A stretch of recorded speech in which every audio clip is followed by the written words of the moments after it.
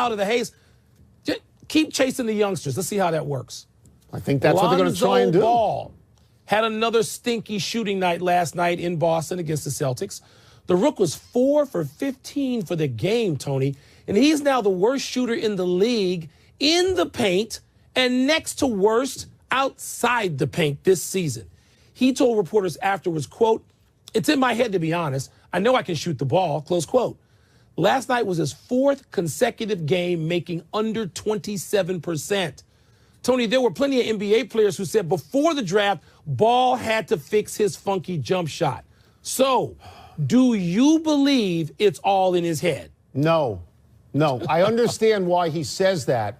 Yeah. Athletes always say that because athletes are told, and it's demonstrated, that physically, from a very young age on, they can do anything. So when that doesn't happen, of course, their fallback position is, well, it must be mental. Here's what it is. He's a 20-year-old kid playing against men, okay, who are just as fast as he is, just as big as he is, and they beat him to the spot that he wants to get to, and they contest everything that he does. And he doesn't know why this is happening, so he ascribes it to all in his head. No, he's playing against great players. This ain't college anymore. It's both, Tony. It's physical and it's in your head. It's in your head because the guy's got his hand on the ball. That's right. Or at least in front of your face, and that funky jump shot where you're bringing it across your body to shoot it just because your father made you shoot it that way. Your father, despite thinking he's Michael Jordan, wasn't. And anybody on the Boston Celtics now or any other team in the league is better than somebody on Washington State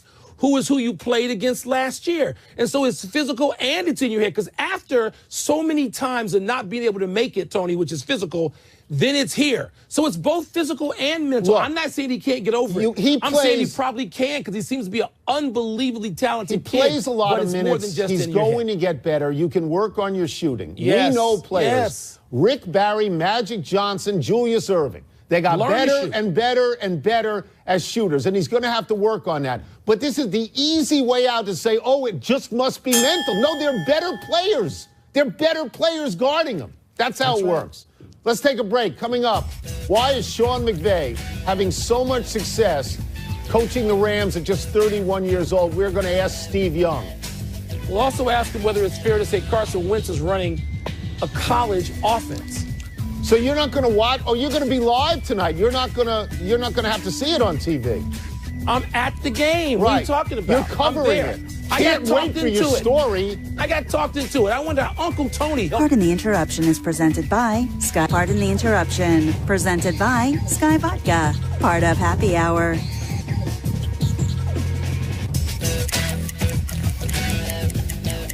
In a story we broke wide open in our first segment, Week 10 of the NFL season begins tonight, which makes it a perfect time for a visit from ESPN NFL analyst and Hall of Fame quarterback, our favorite person on these shows, Steve Young. We will start with this. Why do you think that Sean McVay, this kid, he's 31 years old. My son is 31. Why do you think he has had so much success so quickly with the Rams? Well, sir, you look at the Rams roster, Tony. I mean, that's just got some players. I mean, they've got, and then who knew that Jared Goff would be what he is? And so with that, if you came into the season and said Jared Goff is going to be the young, franchise quarterback, you got Todd Gurley, you got some great receivers, got a stout defense, you say, hey, that's how you do it. And then Sean McVay, what he's got the heritage, and I'm sorry to do this, but it goes back to Bill Walsh. John McVay was with Bill through all the years. They have the toolkit. His son, Tim, which is Sean's dad, was around all the time. Jay gets it from John. John gets it from Andy Reid. Andy Reid gets it from Mike Holmgren. Mike Holmgren was here for many years in San Francisco. There's something about what Bill did that is portable with great people-skilled human beings. And Sean is a people-skilled human being. And when you find that in a great coach, that's the kind of stuff. And then give him some players, that's what you're going to see. Wow, Tony, I know that makes you happy. Bill Walsh, your fave coach of all time, right? That's the truth. He is. There's a vein to follow right through. Steve, Chris Harris had a really interesting remark about the Eagles running a college offense, and he says that Carson Wentz just does it really well. Do you understand what he might mean by college offense? If it is a college offense, how come a pro defense can't stop it? Look, we know that the game is headed towards college because they make it safer, less time. We've talked about this, less time between coaches and players. They're capitulating to a lot of that, but that's just not right. What he's doing is he's adding himself as the 11th player who can threaten with his legs. And when you do that, I think in defensive players' minds, that's like, well, that's college. Because Tom Brady doesn't do that. Drew Brees doesn't do that. And so, in my mind, Carson is allowing himself to be that extra weapon. Because in my mind, Carson Wentz is doing pro stuff. He's reading through sideline to sideline. He's getting to the fifth receiver. He's making throws that are very kind of nuanced.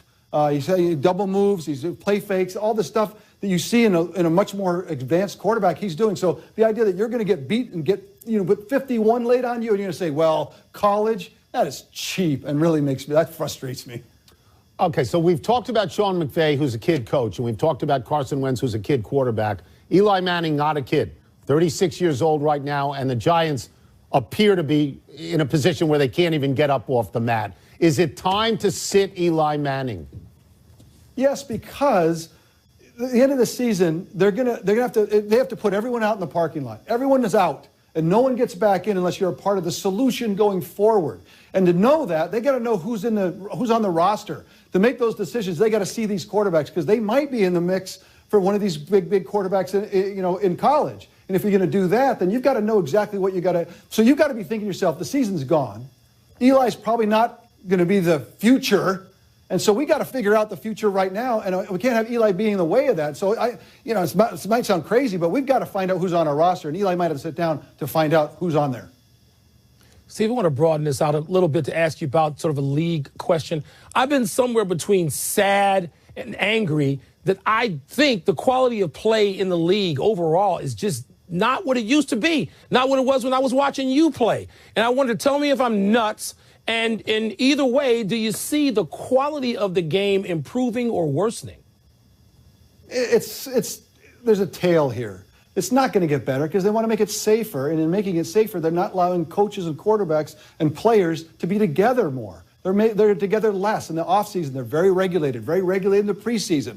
That's why we say the preseason is the first half of the season now, because it takes time to get everyone kind of up to speed. Football is choreography. It's a glorified dance step. It's how many times you break the whole huddle 10,000 times, you actually get pretty good at it. But when you only have 500, you're not going to be as good. So we look at parity. We look at tremendous athletes. The athletes are as good as they ever will be. They're competitive. That's really all the league really wants. Competitive football, great athletes doing highlight things. They're not, you see it, I see it, but the average person doesn't say, oh my gosh, the quality of the play is really down, because they're just, they're fantasy. They're looking for great plays and a lot of fun. And they're close games. That's what they want. But the true nature of football is we need to be together more, not less. That's why we're headed more towards college, because college doesn't get together very often because of school and because of finals and everything else. They're very regulated. The pros are getting more and more like that, and that's why we're headed closer to college, and that's why you see that difference, and it really bugs you because you don't want to watch college football on Saturday and college football on Sunday. You want to see the pros, and that's why it's a little bit of a jam. Does it bother you, Steve? As a guy who played at an incredibly high level, does this bother you? Well, because you want to see excellence really is driven by, the nuances. And that's why I love the quarterbacks that are taking advantage of it. Tom Brady's taking advantage, Drew Brees taking advantage of this slow slide back to college because they're experts. They're up here, and they can just rule from the top. And as the defenses are not as sophisticated, they're not spending the time. They don't have they have things that make you go wow, but then you see through it. These guys that's why they're so dominant. And so I'm not sad about it. I'm just jealous.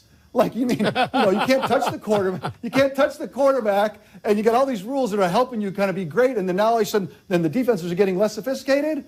What happened? I want some of this, and I get the football. I get to work the footballs in exactly how I want them, and they don't come out of the box with the orange preservative that makes it so slick it's like an ice cube. Come on, Michael, you kidding me? Get me back. Fountain of youth. Thank you so much, as always, Thank you, Steve. Much appreciated. All right, boys, take care. Subscribe today or visit Verizon.com/HBO. Pardon the Interruption is presented by Sky Vodka. Make every day. Please drink responsibly. Part of Happy Hour. Happy time, people. Happy 86th birthday, Whitey Herzog. The White Rat's in the Hall of Fame for his managerial career. He managed 4 different teams for a total of 18 seasons, most notably the St. Louis Cardinals, with whom he won the World Series in 1982. Herzog reached the World Series 2 other times with the Cardinals, losing once to the Royals and Dick Howser and once to the Twins and Tom Kelly. Those Cardinals teams, Tony, played quintessential National League baseball. McGee, Vince Coleman, Ozzie Smith.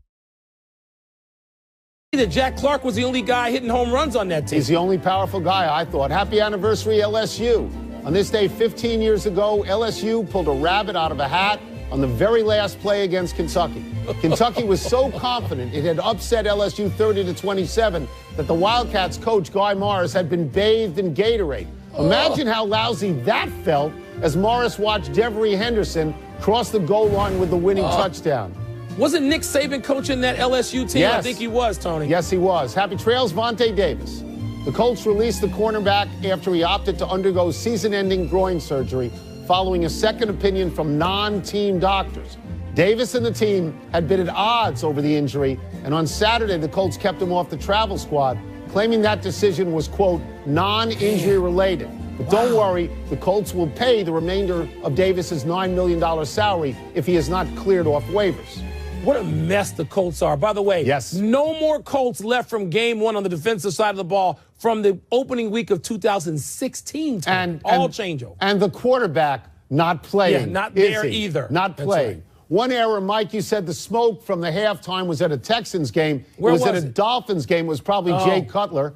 And one omission, Martellus Bennett wasn't out of work for long. He's been claimed off waivers by the New England Patriots. I'm not sure why they parted ways. He had 55 receptions last year, 7 touchdowns. It worked well last year, probably will work well again. I assume they didn't want to pay him, and he got a bigger deal somewhere else, and now he's back. Let's go to the big finish. Let's do it. Jason Tatum of the Celtics, who you love, sat out the second half last night with ankle soreness. Big deal? Tony, if he's back, even in a few weeks, it's not a big deal. He has played so well, but they do need him. That kid's invaluable. Kristaps Porzingis, your boy, sat out last night's Knicks loss, says he may need offseason elbow surgery. Your level of concern, Mr. Knickerbocker, is after what? 10 games, if you're talking about off-season surgery, after 30, you're talking about in-season surgery. A.J. Green got fined $42,000 for fighting. Is that sufficient? It's too much, and he says he won't appeal. I don't understand. Royals manager Ned Yost, get this, Tone, fell out of a tree stand, broke his pelvis and several ribs, so wish him well. What are you doing in a tree stand? You need your pelvis. I think 2 pelvises are pelvi. You need your ribs. What are you doing? That's nuts. Last one, Cavs and Rockets tonight. Who you got? You know, when the Cavs are awake and interested, which they get 3 or 4 times in the regular season, they usually win. We're out of time.